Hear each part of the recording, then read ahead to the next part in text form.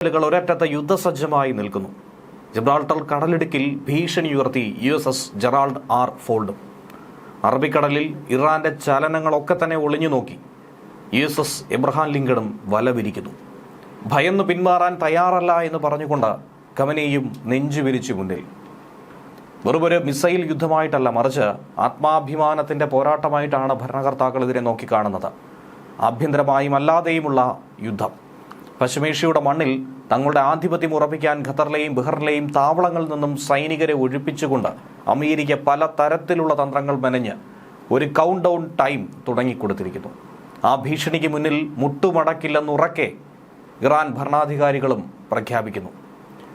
Gibraltar കടലിടുക്കിൽ വെള്ളിയാഴ്ച പ്രത്യക്ഷപ്പെട്ട USS ജെറാൾഡ് ആർ ഫോൾഡ് വെറും ഒരു കപ്പലല്ല, മറിച്ച് ചലിച്ചുകൊണ്ടിരിക്കുന്ന കടലിന് മുകളിലൂടെ നീങ്ങുന്ന ഒരു സൈനിക താവളമാണ്.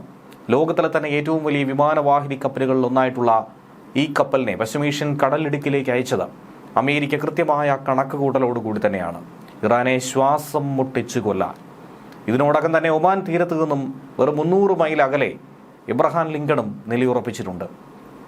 അമേരിക്കയുടെ ഈ 2 ഇരട്ടപ്പടകൾ അറബിക്കടലിലും ഹോർമുസ് കടലിടുക്കിലും വല വിരിച്ചിരിക്കുന്നു.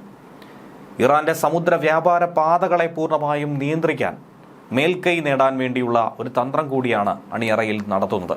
ഇതിനിടയിലാണ് ഇറാന്റെ പരമോന്നത നേതാവായിട്ടുള്ള ആയത്തുള്ള അലി ഖമനേയിക്കെതിരെ വിദ്യാർത്ഥികൾ പ്രതിഷേധവുമായി തെരുവിലിറങ്ങിയ കാഴ്ച കാണുന്നത്.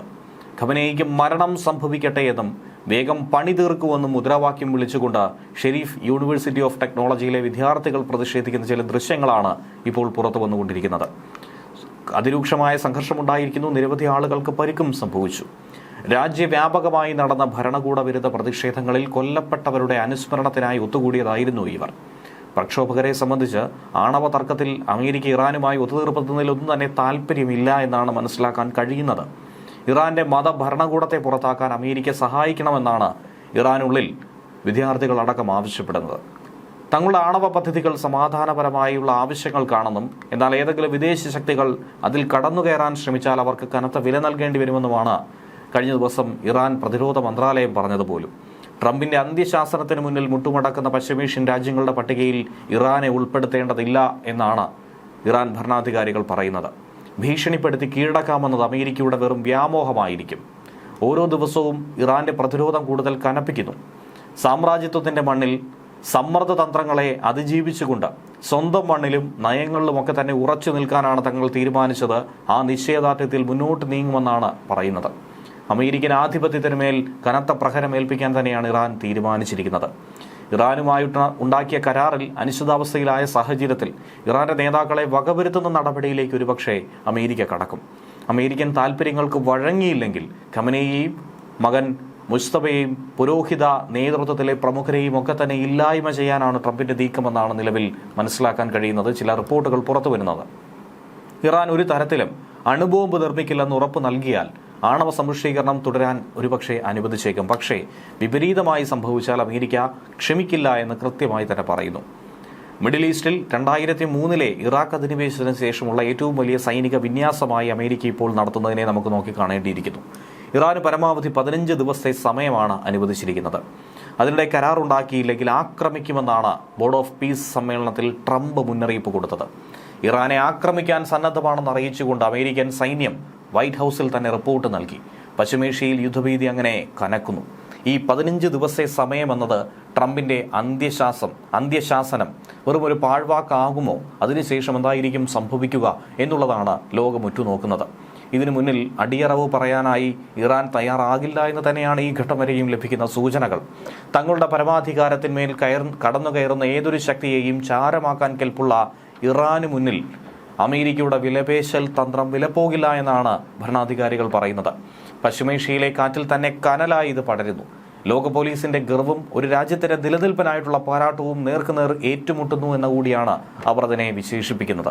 ഒരു യുദ്ധം തുടങ്ങിയാൽ അത് ഇറാന്റെ അതിർത്തിയിൽ മാത്രം നിൽക്കുന്നതല്ല, ഒതുങ്ങുന്നതല്ല എന്നുള്ളതും യാഥാർത്ഥ്യമാണ്. ആഗോള സാമ്പത്തിക രംഗത്തെയും എണ്ണ വിപണിയെയും ഒക്കെ തന്നെ അത് സാരമായി ബാധിക്കും. വലിയ തോതിൽ ചാഞ്ചാട്ടമുണ്ടാക്കും. ലോകത്തിന്റെ ഊർജ്ജ സ്ഥിരയായിട്ടുള്ള ഹോർമുസ് കടലിടുക്ക് ഇറാൻ അത് അടയ്ക്കാൻ തീരുമാനമെടുത്താൽ ഇറാൻ അവിടെ അവിടെ വലിയൊരു രീതിയിലുള്ള നീക്കങ്ങൾ ആരംഭിച്ചാൽ ഇന്ധന വില എന്നത് കുതിച്ചുയരും. ആഗോള വിപണിയെ തന്നെ തകർത്ത് തരിപ്പണമാക്കും. അമേരിക്കയെ തന്നെയാണ് ഏറ്റവും ഗുരുതരമായി യൂറോപ്യൻ രാജ്യങ്ങളെ അടക്കം ഇത് ബാധിക്കും. കേവലം 2 രാജ്യങ്ങൾ തമ്മിലുള്ള യുദ്ധമായിട്ടല്ല ഇതിനെ നോക്കേണ്ടത്. ലോകക്രമത്തെ പോലും മാറ്റിമറിക്കാൻ സാധ്യതയുള്ള അതിശക്തമായ ഒരു യുദ്ധമായി, പ്രത്യാഘാതങ്ങളുടെ ഒരു നിരയായി തന്നെ ഇതിനെ വിശേഷിപ്പിക്കണം.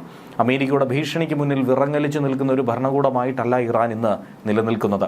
ശക്തമായ സന്ദേശം കൊടുക്കുന്നു. അതിന് കൃത്യമായ രീതിയിൽ അവർ തന്ത്രങ്ങളും മെനഞ്ഞിട്ടുണ്ട്. തങ്ങളുടെ സമ്പുഷ്ടീകരണ പ്രക്രിയയും ആണവ സാങ്കേതിക വിദ്യയും രാജ്യത്തിന്റെ അന്തസ്സായി തന്നെയാണ് നോക്കിക്കാണുന്നത്. ചെറിയ രീതിയിലുള്ള വിട്ടുവീഴ്ചകളെന്ന അമേരിക്കയുടെ ഔദാര്യത്തെ അവർ വേണ്ടെന്ന് തന്നെയാണ് പറയുന്നത്. വരാനിരിക്കുന്ന 15 ദിനം വെറുമൊരു സമയപരിധിയല്ലാതെ അമേരിക്കൻ മേധാവിത്വത്തോടുള്ള ഇറാന്റെ മറുപടി ആയിരിക്കുമെന്നാണ് ലോകം ശ്വാസം അടക്കി പിടിച്ച് കാത്തിരിക്കുന്നത്. സമാധാനത്തിന്റെ ഒരു വാതിൽ കൂടി തുറക്കുമോ, അതോ ലോകം ഇന്ന് വരെ കാണാത്ത വലിയൊരു യുദ്ധത്തിലേക്ക് പശ്ചിമേഷ്യ നീങ്ങുമോ? ഈ കാര്യം തന്നെയാണ് അറിയാനായിട്ടുള്ളത്. US സൈനിക നടപടി ഉണ്ടായാൽ പശ്ചിമേഷ്യയിലെ അമേരിക്കയുടെ സൈനിക താവളങ്ങളെ ആയിരിക്കും ഇറാൻ ലക്ഷ്യം വെക്കുന്നത്. UN-ലെ ഇറാൻ സ്ഥാനപതിയായിട്ടുള്ള അമീർ സയ്യിദ് ഇർവാനി ഇതിനോടകം തന്നെ ഇക്കാര്യം മുന്നറിയിപ്പ് നൽകി കഴിഞ്ഞു.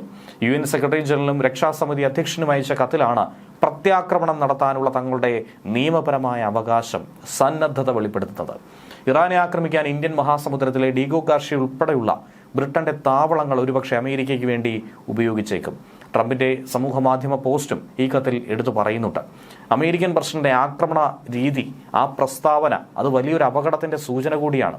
ആ പ്രത്യാഘാതം മേഖലയ്ക്ക് മാത്രമല്ല അന്താരാഷ്ട്ര സമൂഹത്തിനും അന്താരാഷ്ട്ര സമാധാനത്തിനും സുരക്ഷയ്ക്കും ഭീഷണിയാണ്. അതുകൊണ്ട് ഇതിവിടം കൊണ്ട് അവസാനിപ്പിക്കുക എന്നാണ് ഇർവാനിയുടെ മുന്നറിയിപ്പ്. സൈന്യത്തെ ഉപയോഗിച്ചുകൊണ്ടുള്ള ഇത്തരം നിയമവിരുദ്ധ ഭീഷണികളെ തടയാൻ UN രക്ഷാസമിതിയോട് ഇതിനോടകം തന്നെ ഇറാൻ ആവശ്യപ്പെട്ട് കഴിഞ്ഞു. സമാധാനപരമായ ആണവ സമ്പുഷ്ടീകരണമാണ് ഇറാൻ ലക്ഷ്യം വെക്കുന്നത്. നയതന്ത്ര പരിഹാരങ്ങൾക്ക് സന്നദ്ധമാണ്. പക്ഷേ ഭീഷണികൾക്ക് മുന്നിൽ മുട്ടുമടക്കില്ല, വഴങ്ങില്ല.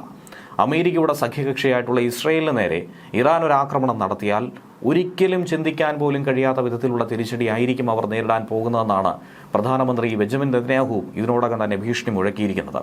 സംഘർഷം രൂക്ഷമാകുന്ന സാഹചര്യത്തിൽ 3 രാജ്യങ്ങളും ഈ സന്നാഹമായ യുദ്ധ സാഹചര്യങ്ങളിലേക്ക് ഇറങ്ങി വരുന്നു എന്നുള്ളതാണ് കണ്ടറിയേണ്ടത്. ഇസ്രായേൽ സൈനികർക്ക് ഇതിനോടകം തന്നെ ഈ ഘട്ടത്തിൽ ജാഗ്രതാ നിർദ്ദേശം നൽകി കഴിഞ്ഞു. 2025 ജൂണിൽ ഇറാൻ ഇസ്രായേൽ യുദ്ധത്തിൽ കക്ഷി ചേർന്ന അമേരിക്ക ഇറാനെ അന്ന് ആക്രമിച്ചിരുന്നു. മറുപടിയായി ഖത്തറിലെ US-ന്റെ അൽ ഉദൈദ് വ്യോമതാവളത്തിലേക്ക് ഇറാൻ മിസൈൽ അയച്ചു. ചൊവ്വാഴ്ച ജനീവയിൽ നടന്ന 2ാം ചർച്ചയിൽ കരട് രൂപരേഖ തയ്യാറാക്കാനും 3ാം ചർച്ചയിൽ അന്തിമ കരാറിന് രൂപം നൽകാനുമാണ് അമേരിക്കയും ഇറാനും നിലവിൽ തീരുമാനിച്ചിരുന്നത്. ഇറാന്റെ ആണവായുധ അഭിലാഷങ്ങൾ തടയാനുള്ള സമ്മർദ്ദ തന്ത്രം തന്നെയാണ് ഇവിടെയുള്ളത്. 2003-ലെ ഇറാഖ് യുദ്ധത്തിന് ശേഷമുള്ള ഏറ്റവും വലിയ സേനാവിന്യാസം അമേരിക്ക ഇപ്പോൾ നടത്തുന്നതും കഴുത്തു ഞെരിക്കൽ എന്ന് തന്നെയാണ് വിശേഷിപ്പിക്കേണ്ടത്. ഏറ്റവും വലിയ വിമാനവാഹിനി കപ്പലായിട്ടുള്ള ജെറാൾഡ് വെള്ളിയാഴ്ച മെഡിറ്ററേനിയനിലെത്തി. എബ്രഹാം ലിങ്കൺ എന്ന വിമാനവാഹിനി 1 മാസത്തോളമായി ഈ മേഖലയിൽ തുടരുന്നു.